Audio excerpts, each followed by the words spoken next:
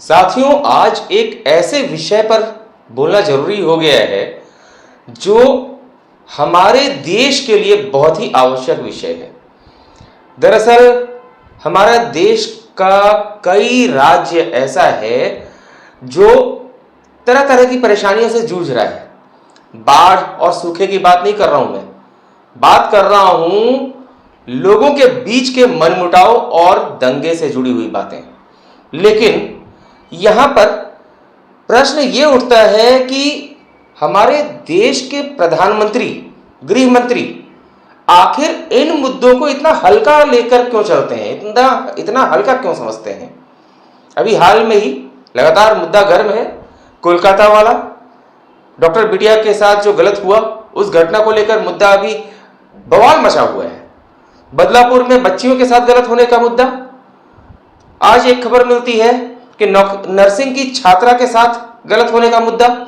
विभिन्न तरह के मुद्दे हैं, लेकिन ऐसा लगता है कि देश के प्रधानमंत्री, गृह मंत्री इन मुद्दों पर तब कुछ बोलने की स्थिति में आते हैं, या तो आंखें मूंदे रखते हैं, या तब बोलने की स्थिति में आते हैं जब लगता है कि चारों तरफ से इन पर हमले तेज हो गए हैं इनकी चुप्पी को लेकर। और अभी आपने देखा होगा, जानकारी मिली होगी, हमारे प्रधानमंत्री जी, माननीय प्रधानमंत्री जी यूक्रेन के दौरे पर गए थे।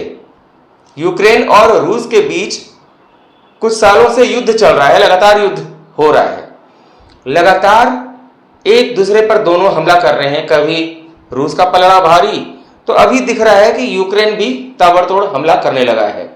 लेकिन इस युद्ध की परिणति क्या होगी अभी कहना मुश्किल है। हमारे प्रधानमंत्री जी यूक्रेन के दौरे पर गए थे, जगह जगह जाते रहते हैं, वो तो भाई विदेश नीति के तहत उनके जाने पर तो रोक नहीं लगाई जा सकती, क्योंकि वो देश के प्रधानमंत्री हैं और अलग अलग देशों के साथ संबंध कैसा होना चाहिए उस पर उनको कदम उठाना ही होगा, जाना भी पड़ेगा। लेकिन एक बात समझ नहीं आई, यूक्रेन युद्ध से गुजर रहा है और हमारे प्रधानमंत्री जी हमारे ही देश में, ध्यान होगा ना आपको, पूर्वोत्तर का राज्य है मणिपुर। मणिपुर में क्या हालत हुई थी, कितनी भयंकर हिंसा की आग में जल रहा था मणिपुर। लेकिन उस समय तो प्रधानमंत्री जी, गृह मंत्री जी, उन लोगों की जुबान नहीं खुल रही थी मणिपुर को लेकर। आखिर क्या ऐसा मामला था, ऐसी कौन सी बात थी जो उन्हें बोलने से रोक रहा था? ऐसा क्या विषय था जिसके कारण लंबे समय तक लोग इंतजार करते रहे कि प्रधानमंत्री जी, गृह मंत्री जी मणिपुर के मुद्दे पर बोलेंगे, एक्शन लेंगे, हिंसा रोकने के लिए कदम उठाएंगे। लेकिन लोग बस इंतजार करते रहे। मामले को किस तरीके से संभालना चाहिए, वहां दो समुदाय आपस में लड़ भिड़ रहे थे, उन्हें समझाना चाहिए, इन सब मुद्दों पर चुप्पी बनी रही। आखिर क्यों? क्या प्रधानमंत्री और गृह मंत्री वहां के हालात नहीं देख रहे थे, वहां की स्थिति पर उनकी नजर नहीं थी?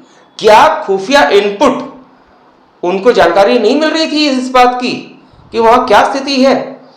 आखिर क्यों उन्होंने मणिपुर के मुद्दे को हल्के में लिया? समुदाय के समुदाय आपस में लड़ मरे, कट मरे, और मणिपुर जलता रहा, यूक्रेन जल रहा है, रूस में आगजनी हो रही है, यह सब दिखाई देता है प्रधानमंत्री जी आपको। लेकिन हमारे ही देश का एक राज्य मणिपुर हिंसा की आग में झुलसता रहा, लेकिन लंबे समय तक आप चुप रहे। आखिर कोई ना कोई कारण तो होगा।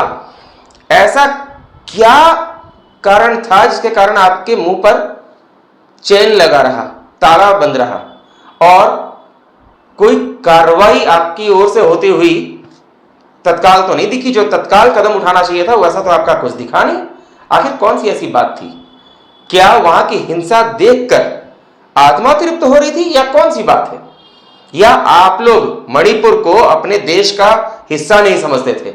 वास्तविकता क्या है आज जनता जानना चाहती है, क्योंकि जब आपको दूसरे देशों के युद्ध पर आपकी निगाह जाती है, उसके लिए आप वहां पहुंच जाते हैं, मानवीय सहायता देने के लिए पहुंच जाते हैं, समझौता करने पहुंच जाते हैं, लेकिन अपने ही देश के एक राज्य को हिंसा की आग में झुलसता हुआ देखकर भी चुप रहते हैं।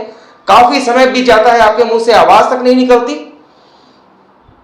ये सब हमारे देश के अंदर जो हो रहा है, देश की जनता, इस बार लोकसभा चुनाव में जनता ने फिर से आपको प्रधानमंत्री तो बना दिया, लेकिन इस स्थिति में आप नहीं रहे कि आप खुद अपनी पार्टी के बल पर प्रधानमंत्री बन सकें। जो आपका नारा था अब की बार 400 पार, उसका क्या हश्र हुआ वो तो आपको भी पता है। अब दूसरी पार्टियों की बैसाखी पर बैठकर प्रधानमंत्री बने हैं आप, गृहमंत्री बने हैं आप, लेकिन मूल विषयों को आपने भुला दिया। मणिपुर हमारे देश का पूर्वोत्तर का एक ऐसा क्षेत्र है जो दूसरे दुश्मन देशों से जिसकी सीमाएं मिलती हैं, और ऐसे राज्य को आपने हिंसा की आग में झुलसने दिया लंबे समय तक। यह बात समझ नहीं आती, हजम नहीं होती। आखिर प्रधानमंत्री जी, प्रश्न तो उठता है, कौन सी ऐसी बात थी जो आपको रोक रही थी कठोर कार्रवाई करने से? हिंसा रोकने से कौन सी बात रोक रही थी आपको? हिंसा किसी के लिए अच्छी नहीं होती, चाहे दूसरे देशों के बीच हिंसा हो, युद्ध हो, या अपने ही देश में युद्ध जैसा माहौल हो, हिंसा हो रही हो, गृह युद्ध जैसा माहौल हो। क्या मणिपुर के लोग आपके अपने नहीं थे जिन्हें मरने के लिए छोड़ दिया गया? उन पर आपके आंसू कहां चले गए, सूख क्यों गए? आखिर क्या बात थी? आज केवल मैं नहीं, देश के लोग आपकी यूक्रेन यात्रा के बाद से तो ये सवाल ज्यादा पूछ रहे हैं कि मणिपुर को लेकर आप आखिर क्यों चुप रहे? क्या ऐसा कारण था? बताइए प्रधानमंत्री जी, बताइए गृहमंत्री जी। यह प्रश्न उठेगा और देश की विपक्ष की पार्टी कांग्रेस, वो हाय तौबा मचाना तो जानती है, लेकिन हिंसा रोकने के लिए उसने अपने स्तर से क्या किया? उनसे भी सवाल उठता है, प्रश्न उठता है, आखिर क्यों? इसका जवाब कौन देगा? देश की सत्ताधारी पार्टी देगी या विपक्ष में बैठी हुई पार्टियां देंगी? कौन देगा आखिर जवाब? लोग तो मरते रहे ना। लोगों की लाशों पर राजनीति करके आप लोग सत्ता में आना चाहते हैं, लाशों को जलाकर राजनीति की रोटियां सेकना चाहते हैं, लेकिन लोगों की जिंदगी बचाना आपके मुख्य एजेंडे में नहीं है क्या?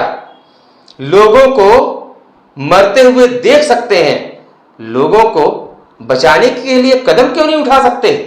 दूसरे देश तो पहुंच जाते हैं, हवाई जहाज से उड़कर आप पहुंच जाते हैं, लेकिन अपने ही देश में लोग मरते रहते हैं, आप बस बैठे रह जाते हैं, देखते रह जाते हैं। शर्म की बात है। यही जनता है जो आपको या विपक्षी पार्टी के नेताओं को चुनती है, देश में लोकतंत्र कायम करती है, लेकिन शायद आप भूल गए हैं कि शासन का सबसे पहला कर्तव्य यह है कि राज सत्ता के ऊपर समाज सत्ता होनी चाहिए। समाज सत्ता होनी चाहिए। निरंकुश शासन करके आप समाज को कौन सी दिशा देना चाहते हैं? पहले जिन सरकारों ने राज किया और अब जो सरकार राज कर रही है, क्या अंतर है? दोनों तो बस अपनी मनमानी कर रहे हैं निरंकुशता के साथ।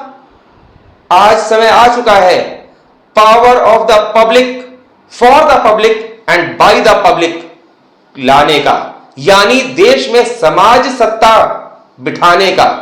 राज सत्ता के ऊपर समाज सत्ता और धर्म सत्ता अगर नहीं रही तो निरंकुशता अधिक दिन तक नहीं चल सकती। देश में अराजकता का माहौल पैदा हो रहा है और इसके लिए दोषी आप सब हैं, अपराधी हैं आप लोग, देश की जनता के अपराधी हैं। चाहे सत्ताधारी पार्टी और प्रधानमंत्री और गृह मंत्री आप हो या विपक्षी पार्टी में बैठे हुए नेता हो, आप सब दोषी हैं, अपराधी हैं। आपके ऊपर तो भारतीय दंड विधान के तहत मुकदमा चलाया जाना चाहिए, लेकिन कोई हिम्मत नहीं कर पा रहा। आज भी संभल जाइए और देश की रक्षा करने के लिए, देश की जनता की रक्षा करने के लिए कदम बढ़ाइए। सत्ता वाले हों या विपक्ष में बैठे हुए लोग हों, इस बात को ध्यान रखिए, क्योंकि ये जनता ही समाज है और समाज ही सत्ता देती है या फिर लेती है। देश में जब तक समाज सत्ता कायम नहीं होगा तब तक राज सत्ता का कोई मतलब नहीं है। और राज सत्ता का सुख भोगते भोगते लगता है आप समाज को भूल गए हैं और समाज सत्ता की अवधारणा आपके अंदर से निकल गई है। ध्यान रखिए, यह समाज ही है जो आपको उठा भी सकता है और नीचे गिरा भी सकता है। ध्यान रखिएगा, समाज सत्ता हावी होनी चाहिए, धर्म सत्ता ऊपर होनी चाहिए। राज सत्ता निरंकुश होती जा रही है, यह नहीं चलना चाहिए। अब इस पर रोक लगाना आवश्यक है और समाज सत्ता ही आगे आएगी और इस पर रोक लगाएगी। मणिपुर को भूलिएगा मत, देश में जहां जहां हिंसा हो रही है उसको भूलिएगा मत। यही जनता आपको आपका चेहरा दिखाएगी, आपको आपका आईना दिखाएगी। नमस्कार।